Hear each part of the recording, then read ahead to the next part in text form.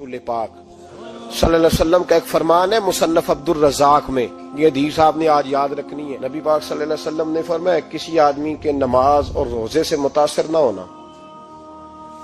पहले देख लेना कि वो अमानतदार है कि नहीं। किसी के नमाज रोजे से मुतासिर नहीं होना, पहले देख लेना कि दयानतदार है कि, देखना लोगों की जेबों पे कितनी नजरें डालता है। फरमाया बहुत सारे नमाज रोजे वाले धोखेबाजी करते हैं, दयानती न करें, अपने ओहदे का पास रखें, अपने मनसब का ख्याल रखें। ओहदे जिस जगह आप मौजूद हैं आपकी जिम्मेदारी है। मेरे रसूल पाक सल्लल्लाहु अलैहि वसल्लम ने फरमाया हर बंदा तुम में से निगरान है और जो उसकी रियाया है उसके बारे में उसने जवाब देना है। कभी भी बददयानती ना करें। हम लोगों का पहले एतमाद हासिल करते हैं, फिर उस एतमाद को ठेस पहुंचाते हैं। उसका नुकसान पता क्या होता है? दुनिया में सबसे कमजोर शख्स वो होता है जिस पर कोई एतबार नहीं करता। जिसका एतमाद जाया हो जाए वो आदमी बिखर जाता है। कभी भी धोखाधड़ी की पॉलिसी ना बनाए। हम लोगों से मुफादात लेने के लिए अपने रवैये मीठे करते हैं और जब काम निकल जाता है फिर हमारे रवैये बदल जाते हैं। ये धोखा है, ये बददयानती है। इसको अल्लाह रसूल ने पसंद नहीं किया। मेरे नबी पाक अलैहिस्सलाम ने फरमाया जिसमें तीन बातें पाई जाए वो तो मुनाफिक है। अगरचे उलमा कहते हैं यहाँ मुनाफिक इत्कादी मुराद नहीं, मुनाफिक अमली मुराद है, लेकिन हुजूर ने फरमाया मुनाफिक है। या रसूलल्लाह कौन? फरमाया वो बंदा जब बात करे तो झूठ बोले, जब वादा करे तो मुखालफत करे, जब अमानत रखी जाए तो बददयानती करे। ये तो बंदा मुनाफिक है। हजरत अबू नूर अलैहिर्रहमान ने लिखा है, फरमाते हैं महमूद गजनवी का दौर था तो एक आदमी महमूद गजनवी के पास ना अपना केस लेके आया, मुद्दई बन के आया। उसने कहा बादशाह मेरा केस बड़ा निराला है। बादशाह सलामत ने कहा वो किस तरह? कहने लगा ये मेरे पास एक थैली है, मैं ना सफर पे जाने लगा तो ये थैली पूरी हीरों की भरी हुई। फलां इलाके के जो काजी साहब है ना, मैं जाती दफा मैं कहीं सफर पे जा रहा था तो मैं उनके पास छोड़ गया कि रास्ता लंबा है, कहीं कोई मुझसे छीन ना ले, हीरों की भरी हुई थी। कुछ दिनों के बाद मैं वापस आया हूं, काजी साहब ने मुझे थैली वापस की है तो इसमें हीरों की बजाय खोटे सिक्के निकले। अब मैंने काजी साहब से कहा है तो काजी साहब तो मेरे गिरेबान तक आते हैं, वो कहते हैं बता कहीं से फटी है, खुली है? वो जिस तरह टांके लगा के तूने सी थी उसी तरह लगे हुए हैं कि नहीं? तो हुजूर लगे भी बिल्कुल उसी तरह है, ना फटी है ना खुली है। अब मैं लुट गया हूं, मेरी कुल उम्र की कमाई जाया हो गई, खोटे सिक्के कहां और हीरे कहां? तो मेहरबानी करें और आप की बारगाह में अल्लाह रसूल के नाम पर हलफ देता हूं कि मैं हूं बिल्कुल सच्चा। महमूद गजनवी कहने लगे तू जा, थैली छोड़ जा और जब मैं तुझे बुलाऊंगा फिर दोबारा आना। वो शख्स चला गया। महमूद गजनवी उठे, दरबार बर्खास्त किया, लोगों से कहने लगे चले जाओ, मैं 3 दिन के लिए सैर करने जा रहा हूं, 3 दिन के बाद लौटूंगा। अकेले जब रह गए ना महमूद दरबार में तो महबूब ने छुरी मंगाई। वो जिस तख्त पे बैठते थे वहां गद्दा बिछा हुआ था, ये गद्दा पड़ा है ना, वो गद्दा बिछा हुआ था। महमूद ने छुरी के साथ उसको फाड़ डाला और छुरी जेब में रखी निकल गए। कहने लगे मेरे बाद कोई मेरे दरबार वाले इहाते में दाखिल ना हो। महमूद चले गए। अब वो सफाई करने वाला जब आया ना, उसने आके देखा तो गद्दा तो फटा हुआ है।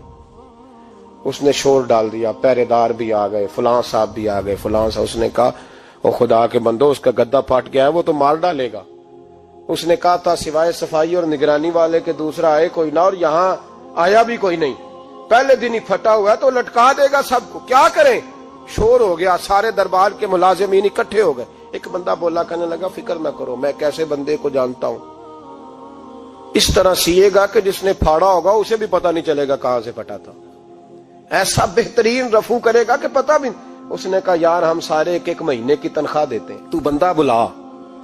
वो बुला लिया उसको, उसका नाम मोहम्मद रफूगर था। वो आया, उसको गद्दा दिखाया, उसका यार इस तरह सीना पता ना चले। उसने कहा फिक्र ही ना करो, मैं बड़ा कारीगर हूं। बड़े बड़े कारीगर लोग नहीं हमारे मुल्क में पाए जाते, कोई निशान छोड़ते हैं पीछे? बड़े कारीगर का पैसे होने चाहिए, बड़े बड़े कारीगर बंदे। आप यकीन करें ऐसा ऐसा फलसफा, ये उम्रा इबादत है ना, सरकार दो आलम सल्लल्लाहु अलैहि वसल्लम की बारगाह की हाजिरी बड़ी नेमत है ना। तो सऊदी गवर्नमेंट ने पाबंदी लगा दी, खैर उनकी भी ज्यादती है। इस तरह की पाबंदियां शरीयत इस्लामिया में जायज नहीं। अल्लाह के घर मुसलमान जब चाहे जा सकता है, लेकिन वो कहते हैं जी 2000 रियाल दे जिसने 2 साल बाद भी आना है।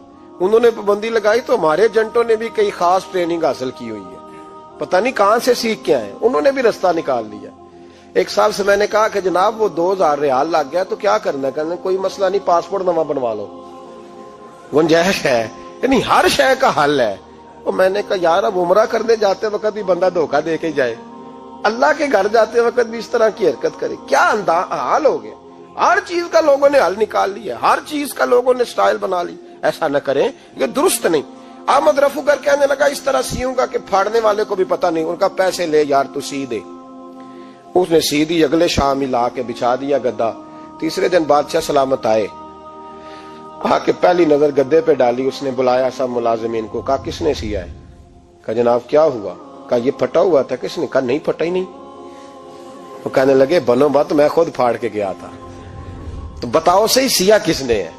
کہا جناب آپ پھاڑ کے گئے تھے تو بتایا کیوں نہیں؟ فرمانے لگے اسی لیے تو بتایا نہیں تھا کہ تم خود تحقیق کر لو، بلاؤ بتاؤ سیا کس نے۔ تو بلا لیا، احمد رفوگر آ گیا، اس کو جب بلا کے سامنے بادشاہ کھڑا کیا، کہا بھئی تو نے سیا ہے؟ کہنے لگا حضور آپ کے سارے ملازم کٹھے ہو کے آئے تھے، میری غلطی کوئی نہیں۔ کہا نہیں یار تو بڑا کاریگر ہے، میں نے اپنے ہاتھ سے پھاڑا تھا پر مجھے بھی نہیں پتا چل رہا کہاں سے پھٹا تھا۔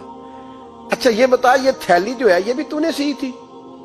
اس نے کہا جی آپ کے خادم کا ہی کارنامہ ہے، وہ فلانے علاقے کے قاضی صاحب آئے تھے، اس میں سے ہیرے نکال کے تو کھوٹے سکے بھرے تھے، تو مجھے بھی تھوڑا سا حصہ ملا تھا۔ محمود نے سارے گواہ بھی اکٹھے کر لیے، ثبوت بھی اکٹھے کر لیے، پھر قاضی کو بلایا، پہلے سارے ثبوت اور گواہ کیس حل کر لیا۔ پھر ہمارے ہاں یہ حال ہوتا ہے کہ مدعی 2-3 ہفتے کے بعد خود ہی ہاتھ باندھ جاتا ہے، کہنا تسی میری جان چھڈو، مجرم پھڑو پاوے نہ پڑھو۔ وہ کہتا ہے مجھے معافی دو، میں رہا۔ ظلم ہے نا، ظلم زیادتی ہے کہ جو بیچارہ اتنے سوال مجرم سے نہیں ہوتے جتنے مدعی سے ہوتے ہیں، آپ یقین کریں اتنے سوالات ہوتے، بیچارہ ہف جاتا ہے۔ یہ طریقہ درست تو نہیں، ایک لٹ گیا اور دوسرا طرح طرح کے سوالوں کے جواب دیتا پھرے بیچارہ۔ سارے ثبوت اکٹھے کر کے قاضی صاحب کو بلایا، تنہائی میں لے جا کے محمود غزنوی نے کہا قاضی صاحب آپ سے غلطی ہو گئی، غریب آدمی تھا، وہ لٹ گیا ہے، اس نے تو بڑی مشکل سے کچھ ہیرے جمع کیے تھے اور اس کی کل کائنات تھی، تو آپ اس کا مال اسے دے دیں، بات ختم۔ قاضی صاحب کہنے لگے آپ مجھ پہ الزام لگا رہے ہیں، سوال ہی نہیں پیدا ہوتا، آپ میری داڑھی دیکھیں، آپ میرا اعزاز دیکھیں، دنیا جانتی ہے میں اس کا۔ قاضی صاحب انسان بھول ہی جاتا ہے، بندہ بھول جاتا ہے، غلطی ہوگی، مال نے کہا نہیں سب، کہا میں تنہائی میں پوچھ رہا ہوں، میں اس وقت پوچھ رہا ہوں جب دوسرا موجود کوئی نہیں، آج توبہ کر لے، میں کچھ نہیں کہوں گا، تو میری زبان پہ اعتبار کر، تجھے پتا ہے میں جو کہتا ہوں اس پہ عمل بھی کرتا ہوں، باز آ جا۔ پر قاضی نے کہا نہیں میری غلطی کوئی نہیں۔ محمود نے پھر بڑے دربار میں بلا لیا، مجمع عام میں، مہلت کے دنوں میں جو توبہ کر لے وہ بچ جاتے ہیں، لیکن لوگ رسوائیوں کے دنوں میں پھر واپس لوٹتے ہیں اگلا گھر دیکھ کے، پھر حالات اور طرح کے ہو چکے ہوتے ہیں۔ جب بڑے دربار میں قاضی کو بلایا، بھائی تو مانتا ہے کہ نہیں؟ اس نے کہا نہیں، تو کہا بلاؤ احمد رفوگر کو۔ جب احمد رفوگر آیا تو بوڑھے قاضی کی ٹانگیں کانپنے لگی، جملے ٹوٹنے لگے، لفظ زمین پر گرنے لگے، بات صحیح نہیں ہوتی، زبان لڑکھڑانے لگی۔ محمود کہنے لگے قاضی میں نے تجھے کہا تھا وہاں مان جا بات، اب بڑے دربار میں بول۔ تو جب قاضی صاحب کی گردن خود بخود جھک گئی تو دنیا سمجھ گئی، کہا نکل جا میرے دربار سے۔ محمود بولے نکل جا، اتنی تجھے عزت دی، اتنی بڑی تنخواہ دی، قاضی بنایا، اور یہ چھوٹی سی رقم کے لیے، تھوڑی سی رقم کے لیے تو بددیانت ہو گیا، چل چلا جا، نکل۔ قاضی دربار سے نکلا تو لوگ لعنتیں برسانے لگے۔ کل جو دکانیں چھوڑ کے سلوٹ کرنے آتے تھے وہ کہنے لگے اس کی عمر دیکھو، اس کے کام دیکھو، دیکھو اس نے کیا کیا۔ گھر گیا، بچے جن کے لیے پاپ کمایا تھا، جنہاں لی تو پاپ کمائے ہن کتھے نہیں ہو تیرے گھر دے، وہ بچے کہنے لگے ابا جی ہم تو سکول مدرسہ جانے کے قابل نہیں رہے، امید تھی کہ بیوی ساتھ دے گی۔ وہ کہنے لگی میں میکے کیسے جاؤں گی، گلی کی عورتیں طرح طرح کی باتیں بناتی ہیں۔ اور بھائی کامیابیوں کے بڑے سربراہ ہوتے ہیں، کوئی کامیاب ہو جائے تو سارے کہتے ہیں میری سپورٹ سے ہوا ہے، ناکامیاں ہمیشہ یتیم ہوتی ہیں، ناکامیوں کا کوئی سربراہ نہیں ہوتا۔ جب تک تو قاضی تھا تو بڑے بات تھی، ہر بندہ کہتا تھا رشتہ دار ہے، رسوائی ہو گئی تو وہ تیری آنکھ ہو یا سنگ ملامت کی چبھن، کون پہنچا ہے میرے درد کی گہرائی تک، دور شہرت میں تو یاروں نے کیا یاد بہت، ساتھ آیا نہ کوئی کوچے رسوائی تک۔ اور میاں صاحب کہنے لگے ساری عمر ہی آٹا گد ہے، میں لکھاں کیتے نہیں پیڑے، اب وقت آیا ہی تے محمد بخشا کوئی نہیں ہوں بیٹھا نیڑے، حالات ہی بدل گئے۔ قاضی خاموشی سے اندر چلا گیا، اپنی رسوائی سمیٹ کے بستر پہ لیٹا، نہ روٹی کی بھوک لگی، نہ پانی کی پیاس لگی، نہ نیند آئی، ساری رات تڑپتا رہا۔ سویرے گھر والوں نے دروازہ کھولا تو روح پرواز کر گئی تھی، دنیا چھوڑ گیا۔ حضرت ابو نور علیہ رحمہ بولے، فرمانے لگے یاد رکھو کبھی بددیانتی نہ کرنا، کبھی۔ یہ تو محمود غزنوی کی عدالت تھی، قیامت میں رب کریم کی عدالت لگے گی۔ اور فرمایا وہاں تو گواہی دینے والا احمد رفو گر تھا، قیامت میں تو تمہارے اپنے ہاتھ پیر گواہیاں دیں گے، ہمارا اپنا وجود گواہی دے گا۔ اور فرمایا یہاں تو لانتے دنیا دار برساتے تھے، وہاں فرشتے ہوں گے۔ اور قاضی کو تو موت آ گئی تھی، قیامت میں تو دوبارہ موت بھی کوئی نہیں آئے گی، وہاں تو رہنا ہے اور سہنا ہے۔ بددیانتی معاشرے میں، اتنی بددیانتی ہر جگہ۔ اس معاشرے کا بھی کچھ بنے گا جہاں دوائی بھی خالص نہ ملے،